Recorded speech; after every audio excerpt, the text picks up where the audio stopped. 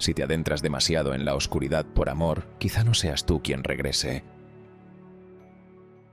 Dicen que más allá de los mapas, donde las montañas se funden con el cielo y el polvo del olvido cubre caminos sin nombre, hay una tierra donde el tiempo no se atreve a avanzar. Una tierra que no aparece en canciones ni en libros, sino en susurros, en advertencias. La llaman la Tierra Prohibida. Allí no hay ciudades, ni voces, ni vida en el sentido que conocemos. Solo ruinas desmoronadas por siglos de silencio. Valles detenidos en un amanecer perpetuo y un santuario tan antiguo que parece haber nacido antes que el mundo. En ese lugar, olvidado por los dioses y temido por los hombres, ocurrió algo que no debía ocurrir. Un joven, a quien algunos llaman Wander, llegó allí cabalgando junto a su fiel yegua Agro. No traía oro ni ambición, solo un cuerpo envuelto en tela blanca. Mono, una doncella caída, sacrificada por haber nacido con un destino que otros no supieron comprender. Wander no aceptó el juicio de su gente, no aceptó la muerte. En su desesperación, robó una espada ancestral, la espada antigua, forjada no para herir, sino para guiar la luz, y cabalgó hasta más allá de los límites del mundo. Cruzó el gran puente, esa espina dorsal de piedra que conecta la civilización con lo eterno, y descendió hasta el santuario donde los dioses ya no responden. Allí, en la penumbra sagrada, depositó a Mono sobre un altar tallado en piedra viva.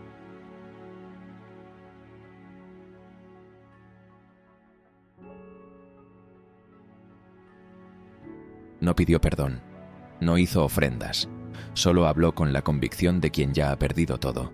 Y entonces, la voz respondió. No era una sola, eran muchas. Voces masculinas, femeninas, antiguas y nuevas, un eco fragmentado que no salía de ninguna parte y de todas a la vez. Era Dormin, un ser que había sido y que había sido encerrado. No era Dios, no era demonio, era lo que queda cuando la eternidad se rompe.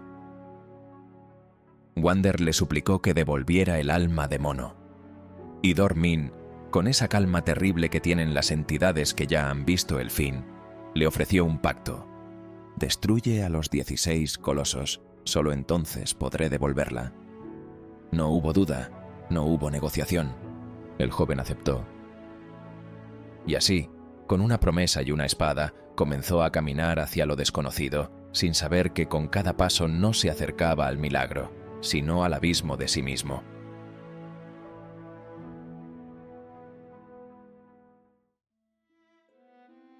No eran bestias, no eran enemigos, eran custodios de un poder que jamás debió liberarse. Fragmento de un pergamino sellado en el templo de los antiguos. El pacto estaba sellado. La espada brillaba bajo el sol de un mundo detenido y la voz de Dormin guiaba sus pasos, marcando los nombres que nadie debía pronunciar. 16. Uno por uno. Pero aquellos a quienes debía enfrentar no eran guerreros, no eran criaturas nacidas del mal. Eran antiguos, colosales, monumentales, dormían como montañas que respiran, vagaban como ruinas que aún recuerdan. Eran custodios, no adversarios, fragmentos vivientes de un alma dispersa. Y sin embargo, Wander los buscó, los despertó, los venció. El primero Valus se alzó como una estatua olvidada por el tiempo. Su mirada no fue de odio, sino de desconcierto, como si no comprendiera por qué debía luchar.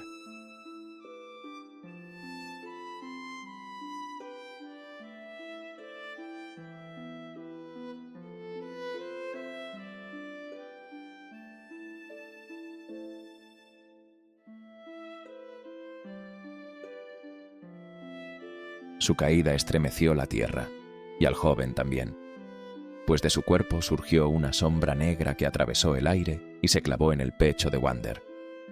No era solo una herida, era una marca.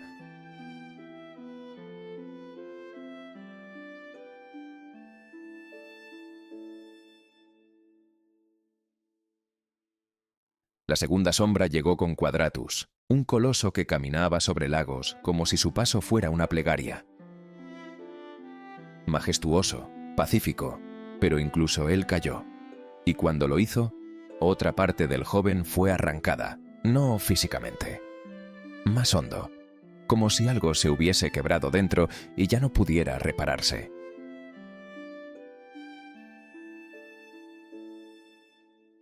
Uno tras otro, los colosos fueron cediendo ante la espada guiada por la fe. Gaius, el caballero de piedra; Faedra, el equino esquivo de ojos tristes; Avion, que surcaba los cielos sin rumbo, más pájaro que peligro. Cada encuentro se sentía menos como un combate y más como un acto de traición, porque con cada muerte, Wander no solo se acercaba a su objetivo, se alejaba de sí mismo. Al principio, eran solo gestos, un temblor leve, una palidez repentina, una mirada perdida. Luego vinieron los signos más profundos. Su voz se apagó, sus sueños se llenaron de figuras imposibles, su sombra comenzó a moverse con voluntad propia. El tiempo ya no lo tocaba igual. La espada pesaba más, aunque su cuerpo pesara menos. Barba le robó el descanso, Aidrus, el control de sus propias manos. Kuromori dejó hebras blancas en su cabello como si la edad se hubiera confundido de destino, y Basaran sembró en su frente los primeros cuernos, pequeños, silenciosos, innegables.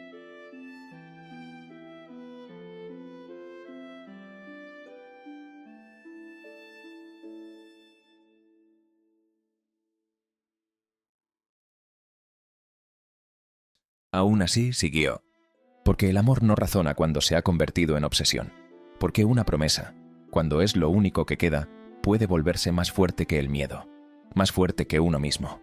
Y así, con la piel marchita, la sangre espesa y el alma dividida, se enfrentó al resto. Dirge, la serpiente del desierto; Celosia y Pelagia, el fuego y el agua; Phalanx, el coloso alado que no luchó, que simplemente cayó; Zenobia, que rugió como quien ha perdido la memoria de su propósito; Argus, el más humano, cuyo gesto final fue de lamento, no de furia. Y entonces, Malus, el último. Más que un coloso, era un juicio hecho forma, una montaña armada, una fortaleza viviente. Su caída no fue una batalla, fue una rendición, y en ella lo poco que quedaba de Wander fue arrastrado por la última sombra. Ya no temblaba, ya no pensaba, ya no era. En su lugar había algo más, un vacío, un recipiente, una grieta abierta en la tela de lo humano. Dormin no tuvo que forzar la entrada, solo ocupar el espacio que quedaba. No todo lo que despierta tras un sacrificio regresa igual, y algunos nacen ya marcados por pecados que no cometieron. Escrito en piedra, al pie del altar de las almas. Cuando el último coloso cayó, el templo mismo pareció inclinarse hacia la tierra, como si hubiera perdido algo que no podía recuperar. Un silencio denso se extendió, como el momento exacto antes de una tormenta. El aire pesaba, el mundo se contenía, y entonces Dormin despertó. No apareció como un dios liberado, ni como un demonio vengativo. Era más bien un eco que tomaba forma, una sombra que necesitaba cuerpo. Y Wander, ya erosionado por las sombras, ya vacío de sí, era la vasija perfecta. Lo que emergió no fue un héroe, fue una criatura oscura, colosal, de ojos huecos y andar pesado. Cada movimiento era un recuerdo deformado, cada rugido una súplica ahogada en desesperación. Dormin no había poseído al joven, había sido invitado. Pero el pacto no pasó desapercibido. Desde tierras lejanas, los sabios llegaron con sus cánticos y sellos. Lord Imon, el último guardián del equilibrio antiguo, lideró el ritual. Con palabras que el viento parecía temer, invocó un nuevo encierro. Y Dormin, ahora fusionado con los restos de Wander, resistió, no por poder, sino por apego. Por el rastro de una promesa aún latiendo en algún rincón de su interior.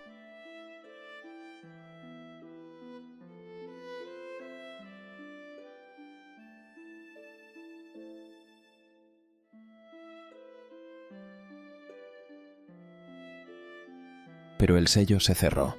El remolino de luz absorbió la oscuridad.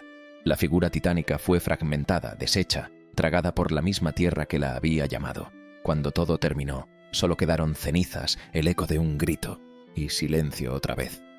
Y fue entonces, cuando nadie lo esperaba, que Mono abrió los ojos. Sin milagro anunciado. Solo un parpadeo, una respiración. La muerte había retrocedido, o tal vez, simplemente, había sido engañada.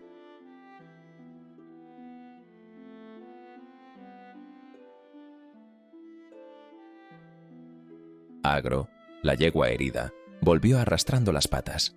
Fiel hasta el final, la condujo hasta lo alto del santuario, allí donde el sol todavía se colaba entre piedras milenarias y el agua brotaba pura.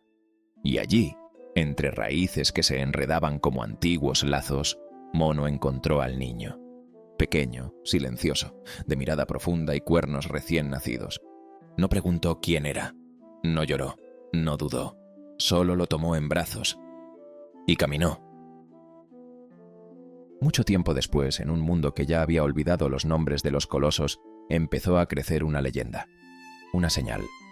Los niños que nacían con cuernos eran considerados diferentes, marcados, peligrosos, malditos. Fueron encerrados, aislados, convertidos en símbolos del miedo que los hombres no saben nombrar. Pero nadie recordaba el origen de aquella marca. Tal vez venía de aquel niño encontrado junto a un manantial, nacido del amor y del sacrificio. Tal vez del residuo de Dormin, tal vez de una promesa demasiado humana, y así, de tragedia en tragedia, de sombra en sombra, el legado continuó, hasta el día en que uno de esos niños, también con cuernos, también encerrado, tomó la mano de una muchacha prisionera y decidió romper el ciclo. Shadow of the Colossus no es solo una historia, es una pregunta. Nos habla del amor cuando deja de ser ternura y se convierte en obsesión, del sacrificio cuando ya no redime, solo transforma, de la belleza rota que deja la pérdida y del precio de alterar el orden del mundo por una sola alma. Es un espejo donde vemos reflejadas nuestras decisiones, nuestras justificaciones y nuestras grietas. Nos recuerda que el verdadero enemigo no siempre tiene rostro, que a veces el error se disfraza de nobleza y que hay cosas que, al intentar recuperarlas, nos hacen perder otras que no sabíamos que teníamos, pero también nos habla de esperanza, de lo que queda después del abismo, de las flores que aún brotan en ruinas, de una mujer que guarda silencio y de un niño que aún marcado puede elegir un nuevo camino, quizás no luz, pero sí algo nuevo.